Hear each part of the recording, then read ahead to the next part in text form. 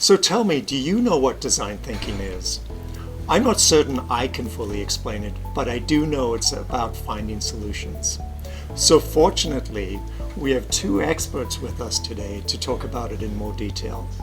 Well, Amy and Michael, thank you so much for being with me today. And I wondered if you could tell me what design thinking is, what the design thinking challenge is, and who will be taking part.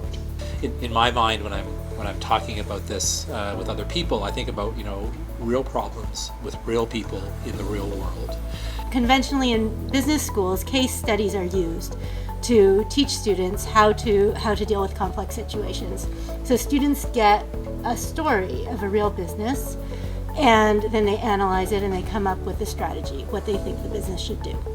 And it's a standard event in business schools to have competitions around this, where who can come up with the best solution for the business. In a conventional case competition, often you're solving a challenge for a private organization.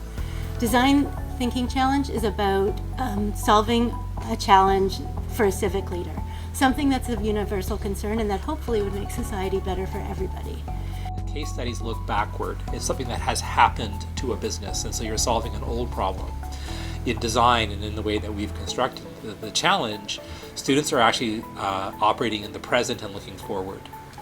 And so from that perspective, there's a certain sort of vibrancy to the challenge. Students are very excited to be working with real people, working on real problems in the real world, right? We want students to get out in the world, talk to people, collaborate, deeply understand. So in Design Thinking Challenge, what it is students get a challenge and then they go out and explore it in their context. And what is different this year as opposed to previous years? We're really working on developing a more robust online experience for the students.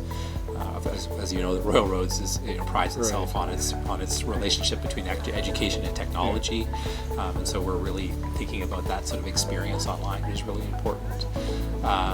And we have added an educators conference. One of the things that we set out to do at the beginning 5 years ago was to help support and cultivate a design community in Canada. And so we have a small piece of that, obviously, but there is a community of educators across the country that use design in the classroom. And so we create a space where those educators can connect. And this year we're formalizing that in the form of this Design Educators Conference. Once we started thinking about the Educators Conference, we started researching who would be good keynotes. And what we realized was how big the conversation around design and equity is.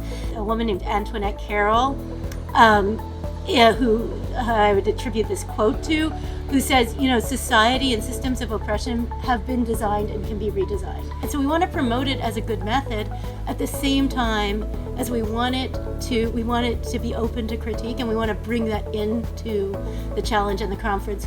So we have this year amazing guest speakers from different areas who have a specific focus on design and justice and how to deal with power differences.